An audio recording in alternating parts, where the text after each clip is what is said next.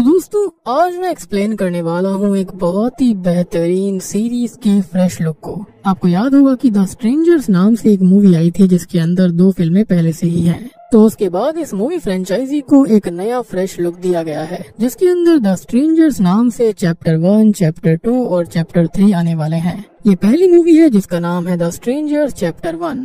Part 2 इसी साल के एंड में रिलीज होगा और पार्ट 3 अगले साल के लिए सेटअप किया गया है। उम्मीद करता हूँ कि आपको ये पसंद आएगी और इसके लिए आपको पहले वाली फिल्म देखने की जरूरत नहीं है क्योंकि ये एक स्टैंड अलोन ट्रिलॉजी होने वाली है। यहाँ पर कहानी बिल्कुल नए सिरे से शुरू होगी। और दोस्तों मैंने हाल ही में ही एक्सप्लेन किया है एक बहुत ही बढ़िया मूवी को जिसका नाम है ओम भीम बुश। अगर आपने उसे नहीं देखा है जाकर देख लेना, उसका लिंक आपको नीचे डिस्क्रिप्शन में और पिन कमेंट में मिल जाएगा। तो चलिए अब बिना किसी देरी के चलते हैं सीधा वीडियो की तरफ। तो कहानी की शुरुआत होती है जहाँ पर हम एक आदमी को एक जंगल में किसी से बचकर भागते हुए देखते हैं। हम नोटिस करते हैं कि उस आदमी को कुछ चोट लगी हुई थी जिसका मतलब जो भी उसके पीछे पड़ा हुआ था वो उसे जान से मारना चाहता है। अब थोड़ी ही दूर भागने के बाद उसे वो आदमी पकड़ लेता है और इसके बाद वो उस पर हमला करता है। जिसके बाद हमको बताया जाता है कि FBI के हिसाब से हर साल 1.4 मिलियन वायलेंट क्राइम्स अमेरिका में होते हैं। जिसके बाद हम माया और उसके बॉयफ्रेंड रायन को देखते हैं जो कि अपनी 5th ईयर एनिवर्सरी मनाने के लिए कहीं पर जा रहे थे। वो लोग गूगल मैप के जरिए आगे बढ़ रहे होते हैं और जाते हुए वो थोड़े रोमांटिक भी हो जाते हैं जिसकी वजह से उनका एक्सीडेंट होते होते बचता है। वो तो उनका भला हो गया था क्योंकि सामने वाले आदमी ने ब्रेक लगा दिए थे। अब यहाँ पर रायन इनहेलर इस्तेमाल करता है क्योंकि उसको अस्थमा था। खैर इसके बाद वो लोग आगे बढ़ते हैं जहाँ से सिग्नल्स भी गायब हो गए थे। खैर आगे जाकर उन्हें एक वीनस टाउन का बोर्ड दिखाई देता है और इसलिए वो वीनस टाउन की तरफ टर्न ले लेते हैं। अब आगे जाकर वो लोग एक कैफे पर रुकते हैं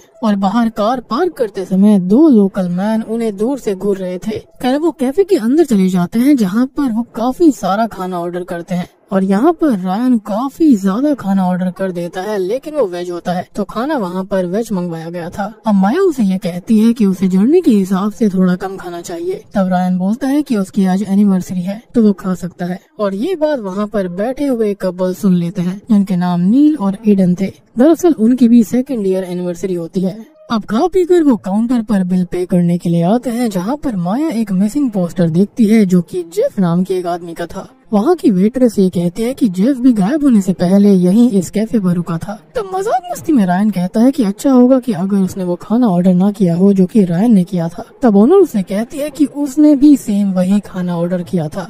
खैर इस बात को वो इतना सीरियसली नहीं लेते और वहाँ से निकल जाते हैं। उनको लग रहा था कि वो मजाक कर रहे थे। खैर कार में पहुंचकर रायन कार को शुरू करने की कोशिश करता है लेकिन उसकी कार शुरू नहीं होती। वो बार बार कोशिश करते जा रहा था लेकिन इसका कोई फायदा नहीं होता। तब एक आदमी उनकी कार की विंडो पर आता है और उसका नाम रूडी होता है और रूडी एक मैकेनिक था। मतलब सोचो अचानक से ही कोइंसिडेंस से मैकेनिक भी वहाँ पर आ गया। उनकी कार भी यहीं पर खराब हुई थी। खैर वो कहता है कि उसका गराज यहीं पास में ही है और वो उनकी गाड़ी को फिक्स करके कल सुबह तक डगी के साथ भिजवा देगा। अब ये बात सुनकर रायन उससे ये पूछता है कि फिर वो रात कहाँ पर बिताएंगे। तब मैकेनिक उनसे ये कहता है कि यहाँ के मोटल बंद हो गए हैं क्योंकि वहाँ पर रिपेयर का काम चल रहा है और अगर वो चाहें तो एक एयरबीएनबी में रुक सकते हैं जो कि उनकी जान पहचान वाले का ही है। अब जिसको एयरबीएनबी का मतलब नहीं पता उनको मैं बता दूं कि एयरबीएनबी एक तरह से वो जगह होती है जहाँ पर लोग स्टे कर सकते हैं, जहाँ पर उन्हें सारी व्यवस्था मिल जाती है इंक्लूडिंग खाना पीना एंड ऑल। खैर यहाँ पर रायन को उन पर शक होता है क्योंकि वो दोनों वहीं पर थे जो कि उन्हें कैफे पर जाने से पहले घूर रहे थे और इतना बड़ा कोइंसिडेंस तो नहीं हो सकता था। पहले उनका उन्हें घूरना, फिर कार खराब होना और अचानक से ही रूडी का एकदम से प्रकट हो जाना। तब माया उसे कहती है कि ये सब अच्छे लोग हैं और उसे नहीं लगता कि ये उनके साथ कोई स्कैम करेंगे और इतना कहकर रायन भी उनकी बात मान लेता है और मेरे ख्याल से रायन की सोच यहाँ बिल्कुल सही थी।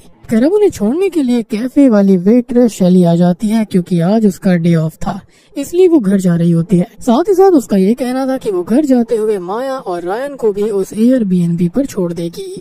अब वहाँ से निकलते समय उन्हें 2 बच्चे मिलते हैं जो कि उन्हें एक कार्ड देते हैं और उनसे पूछते हैं कि क्या उन्होंने कोई पाप किया है। जिस पर रायन कहता है कि सभी लोग कुछ न कुछ गलत जरूर करते हैं, चाहे जानबूझकर या फिर अनजाने में। खैर इसके बाद वो वहाँ से निकल जाते हैं और शैली उन्हें उनके एयरबीएनबी में छोड़कर वहाँ से निकल जाती है। अब एयरबीएनबी के अंदर जाने पर वो दोनों काफी खुश हो रहे होते हैं क्योंकि ये एयरबीएनबी काफी अच्छा बना हुआ था। जिसके बाद वो वहाँ पर आराम करने लगते हैं और रायन फ्रिज में बियर रखने लगता है, लेकिन फ्रिज खराब था। इसलिए माया एयरबीएनबी के ओनर को कॉल करती है जिसका नंबर उसे एयरबीएनबी से ही मिला था। खैर वो किसी को फ्रिज को फिक्स करने के लिए भेजने के लिए कहती है। जिसके बाद रात में रायन और माया साथ में बैठे हुए थे जहाँ पर वो इस जगह के बारे में बात कर रहे थे। इस जगह पर काफी शांति थी, इसलिए वो दोनों काफी खुश होते हैं। एंड अकॉर्डिंग टू देम उनके लिए ये एनिवर्सरी अब तक की सबसे अच्छी एनिवर्सरी बन रही थी। खैर अब यही बातों ही बातों में वो रोमांटिक हो जाते हैं और घर के अंदर जाकर वो इंटीमेट होने लगते हैं। लेकिन इसी बीच कोई जोर से डोर को नॉक करता है। दरवाजा खोलने पर बाहर एक लड़की थी जिसकी शक्ल अंधेरे की वजह से दिखाई नहीं दे रही थी। वो उनसे पूछती है कि क्या टमारा यहीं पर है,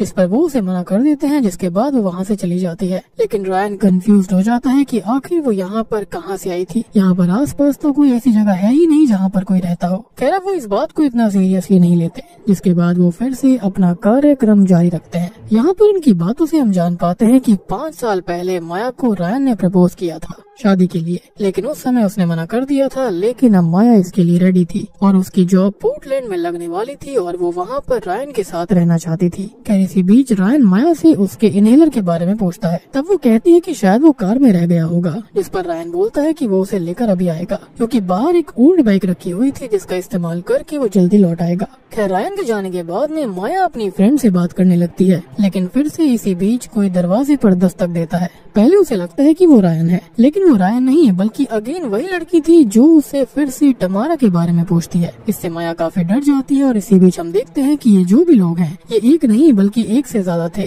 क्योंकि दूसरा पर्सन अब घर के अंदर घुस गया था जिसकी माया को भनक तक नहीं थी। अब ये सब देखकर माया घबरा जाती है और वहीं बैठ जाती है। खैर तभी उसे उस लड़की की आवाज आने लगती है जो कि गाना गा रही थी। माया विंडो की तरफ चेक करने जाती है लेकिन उसे वहाँ कुछ नहीं मिलता। जिसके बाद वो रायन को एक वॉइस मैसेज करती है जहाँ पर वो उसको बताती है कि वो लड़की जो पहले आई थी वो दोबारा आ चुकी है। खैर इसके बाद वो बाहर जाकर भी चेक करती है लेकिन उसे कुछ नहीं मिलता। जिसके बाद जब वो अंदर आती है तो वो अपने आप को रिलैक्स करने के लिए सिगरेट पीती है और म्यूजिक चला देती है। दूसरी तरफ हम रायन को देखते हैं जो कि अपना इनहेलर लेने के लिए अपनी कार खोलता है कि तभी वहाँ पर रूडी आ जाता है जो कि उसके साथ बहुत ही गंदा बर्ताव करता है। खैर अब वो इनहेलर लेकर वहाँ से निकल जाता है क्योंकि वो उसे लड़ना नहीं चाहता था।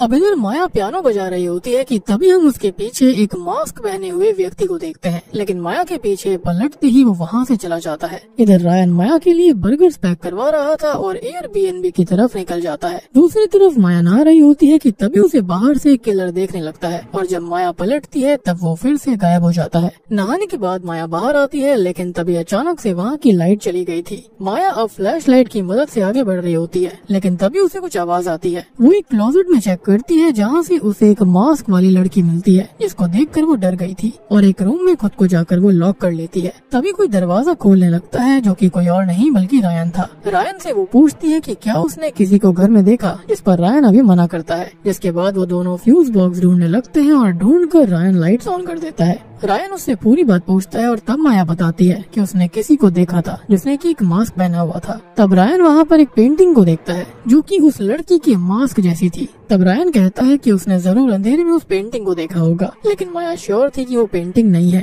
तब रायन उससे पूछता है कि क्या उसने स्मोक किया है, जिस पर वो हाँ करती है। तब रायन उससे कहता है कि वो सिगरेट्स काफी स्ट्रॉन्ग है और शायद इसी वजह से उसे हेलुसिनेशन हुआ होगा, लेकिन हम जानते हैं कि ऐसा नहीं था, वहाँ पर वाकई में कोई न कोई है। अब इसी बीच उनके दरवाजे पर फिर से कोई दस्तक देता है। बाहर जाकर देखने पर उन्हें दोबारा वही लड़की सड़क पर मिलती है जिसे सबक सिखाने के लिए रायन आगे बढ़ता है, लेकिन इतने में ही वो भाग जाती है और तब इस बात को वो सीरियसली नहीं लेता क्योंकि उसको लग रहा था कि वो लड़की एक टीनेजर होगी जो कि उनके साथ में मजाक कर रही है। खैर इसके बाद वो दोनों अपना बर्गर खाने लगते हैं जो कि रायन लेकर आया था। तभी ऊपर से कुछ लाल लिक्विड टेबल पर गिरने लगता है और ऊपर देखने पर उनको एक बर्ड दिखाई देती है जिसे मारकर वहाँ पर लटकाया गया था। ये देखकर वो दोनों डर जाते हैं, यानी कि यहाँ पर उन्हें यकीन हो गया था कि कोई न कोई तो है। जिसके बाद वो डर के मारे दरवाजे को बंद कर लेते हैं, लेकिन तभी वहाँ पर मास्क वाला लड़का आता है जो कि दरवाजे को एक एक्स की मदद से तोड़ने लगता है और फिर इसके बाद वो अंदर आ जाता है। तभी ऊपर से 2 और लड़कियाँ नीचे आती हैं जिन्होंने मास्क पहना हुआ था और उनमें से एक वही मास्क वाली लड़की होती है जिसकी पेंटिंग भी वहाँ पर थी, जिसे माया ने पहले भी देखा था। वो दोनों डर के एक रूम में लॉक हो जाते हैं कि तभी वहाँ पर वो मास्क वाला आदमी आता है और उस दरवाजे को तोड़ने लगता है। थोड़ा सा तोड़ने के बाद वो वहाँ से चला जाता है और उनको ये लगता है कि वो लोग वहाँ से चले गए, अब उन्हें यहाँ से निकलना था। तो रायन ये कहता है कि वो उस बाइक से वहाँ से भाग सकते हैं, जिसके बाद वो वहाँ से निकलने लगते हैं। लेकिन ये लोग नोटिस करते हैं कि इन मास्क वाले लोगों ने इन दोनों के ही फोन्स को तोड़ दिया था। खैर वो बाइक तक पहुँचते इससे पहले ही वो मास्क वाला आदमी उस बाइक पर आग लगा देता है। अब यहाँ पर वो दोबारा घर के अंदर आ जाते हैं, जहाँ पर उन्हें याद आता है कि इस घर का ओनर एक हंटर है, तो जरूर इसके इस घर के अंदर गन भी मौजूद होगी। जिसके बाद वो एक वेंट में घुस जाते हैं और राइफल ढूंढने लगते हैं। चलते चलते माया के हाथ में कील घुस गई थी, वो जैसे तैसे अपनी चीख को कंट्रोल करती है। अब रायन उसके हाथों से कील निकालता है और एक कपड़ा बांध देता है, जिसके बाद वो वेंट के जरिए घर से बाहर आते हैं और स्टोर कैबिन की तरफ भागने लगते हैं। इफ वहाँ पर कोई गन होगी तो उनकी हेल्प हो जाएगी, लेकिन रायन भागते हुए गिर पड़ता है, जिससे उसके पैरों में मोच आ जाती है। खैर वो जैसे तैसे कैबिन में जाते हैं जहाँ पर अंधेरा था। तब माया लाइटर ऑन करती है और हम देख पाते हैं कि वो लड़की वहीं पर है, लेकिन उन्हें वो नहीं दिखती। फिर वो आगे बढ़ते हैं जहाँ पर रायन उसे विंडो के पास बैठकर ऊपर चेक करने जाता है। उसको लग रहा था कि क्या पता ऊपर वहाँ पर गन मिल जाए, कि तभी वहाँ पर वो लड़की आती है और साथ ही साथ वो मास्क वाला आदमी भी होता है, जो कि विंडो के बाहर से उसे पकड़ लेता है। इसी बीच रायन आकर गन शॉट चलाता है, जिसे गन मिल गई थी, जिसके बाद वो वहाँ से भाग जाते हैं और माया और रायन अब धीरे धीरे घर की तरफ बढ़ने लगते हैं। तब रायन को वो मास्क मैन मिल जाता है, जिसे वो शूट कर देता है, लेकिन पास जाने पर पता चलता है कि असल में वो उस एयरबीएनबी का ओनर था, जो कि फ्रिज को फिक्स करने आया था। और उसे मारने के बाद रायन को काफी गिल्ट महसूस होता है। अब वहीं पर ओनर की कार की चाबी भी थी। वो दोनों बिना देर किए वहाँ से ओनर की कार से निकलने लगते हैं, लेकिन तभी वो मास्क वाला व्यक्ति उनकी कार को टक्कर मार देता है और उसको पूरी तरह से डिस्ट्रॉय कर देता है। अब यहाँ रायन माया को वहाँ से भगा देता है और रायन खुद उस आदमी को मारने की कोशिश करता है, लेकिन उसका निशाना चूक जाता है, जिसके बाद रायन बाहर निकलता है और वो मास्क वाला आदमी वहाँ से भाग जाता है। अब इधर माया पत्तों की टहनियों के बीच छिप जाती है, जहाँ पर उसके सामने वही मास्क वाली लड़की आती है, लेकिन वो उसे नहीं देख पाती, इसलिए वो वहाँ से चली जाती है। और तब माया फोन से पुलिस को कॉल करती है। दरअसल ये वाला फोन ना एयरबीएनबी का था, क्योंकि इनके फोनों को तो यहाँ पर तोड़ दिया गया था, जो कि उसने बाहर निकलते समय ले लिया था। अब यहाँ पर नेटवर्क की काफी दिक्कत होती है, इसलिए वो फोन को इधर उधर करने लगती है। तब उसे वहाँ पर एक बॉडी मिलती है, जो कि स्केलेटन बन गई थी, और ये जरूर उन लोगों के प्रीवियस विक्टिम की होगी। खैर इसके बाद वो वहाँ से निकलकर भागती है, लेकिन तभी उसके सामने मास्क वाली लड़की आ जाती है, जो कि उसे मारकर बेहोश कर देती है।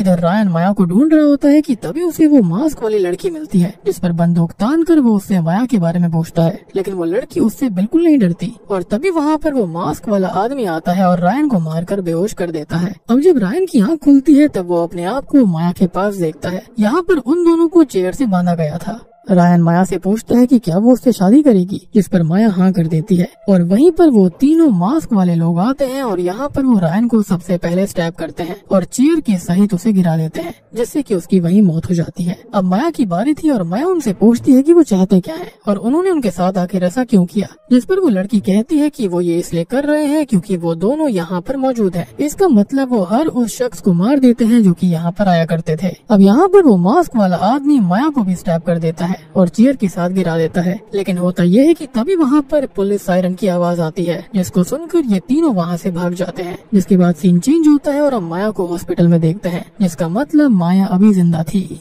अब जब वो उठती है उसे होश आता है, तो वो बगल में ये नोटिस नहीं करती कि वो स्केयरक्रो यानी कि वो मास्क वाली चीज जो थी वो उसके बगल में ही लेटी हुई थी। और बूम, इसी के साथ में द स्ट्रेंजर्स चैप्टर 1 मूवी यहीं पर खत्म हो जाती है। तो दोस्तों ये थी द स्ट्रेंजर्स चैप्टर 1 फिल्म की कहानी। इसका चैप्टर 2 भी जल्दी आएगा, यानी कि 2024 के एंड में आ सकता है। बात रही चैप्टर 3 की, तो उसकी डेट अभी स्पेसिफाई नहीं करी गई है। लेकिन हाँ, यहाँ पर ये जो है ना तीनों के तीनों किलर्स हैं, जो कि किसी को भी मार डालते हैं जो भी इस जगह पर आता है। एंड आई बिलीव कि जो स्टार्टिंग में बंदा था ना जो कि भाग रहा था, जिसको इन्होंने जख्मी किया था, शायद से हो सकता है कि जो कंकाल था वो उसी व्यक्ति का था। अब यहाँ पर आप ये भी सोच रहे होंगे कि पुलिस वहाँ कैसे पहुँची। तो देखो, आपको याद होगा कि माया ने वहाँ पर कॉल लगाया था, लेकिन शायद से कॉल फेल हो गई थी, या फिर ये हो सकता है कि कॉल गई हो। यहाँ पर हो सकता है कि पुलिस ने उनकी आखिरी कॉल की जो लोकेशन थी वो ट्रेस कर ली होगी। शायद से वहाँ पर कॉल गई होगी लेकिन आवाज ना आई हो। लेकिन ऑब्वियसली मेरे ख्याल से पुलिस ने लोकेशन ट्रैक कर ली होगी, अदरवाइज पुलिस यहाँ पर खुद से कैसे आती। और यहाँ पर जो किलर्स थे ना, उनके मास्क के अंदर एक स्केयरक्रो मास्क था और एक का होता है डॉल फेस। और यही ओरिजिनल सीरीज के अंदर भी मेन किलर्स दिखाए गए थे, जिसके अंदर स्केयरक्रो और डॉल फेस वाले लोग थे। और ये उसी सीरीज का ही एक पार्ट है, लेकिन एक इंडिपेंडेंट ट्रिलॉजी है। यानी कि इस मूवी की अभी 2 पार्ट्स और आने वाले हैं। बेसिकली आप इसको एक फ्रेश कहानी कह सकते हो। तो उम्मीद करता हूँ कि आपको ये वीडियो पसंद आई होगी। पसंद आई है तो वीडियो को लाइक कर देना। पार्ट 2 के लिए चैनल को सब्सक्राइब कर लीजिए, क्योंकि जब भी मूवी रिलीज होगी आपको उसका एक्सप्लेनेशन यहाँ पर देखने को मिल जाएगा। बाकी आप लोग बताना कि आपको इस सीरीज का फ्रेशन अप लुक कैसा लगा। तो मैं आप सबको मिलता हूँ अगली वीडियो के साथ में। तब तक के लिए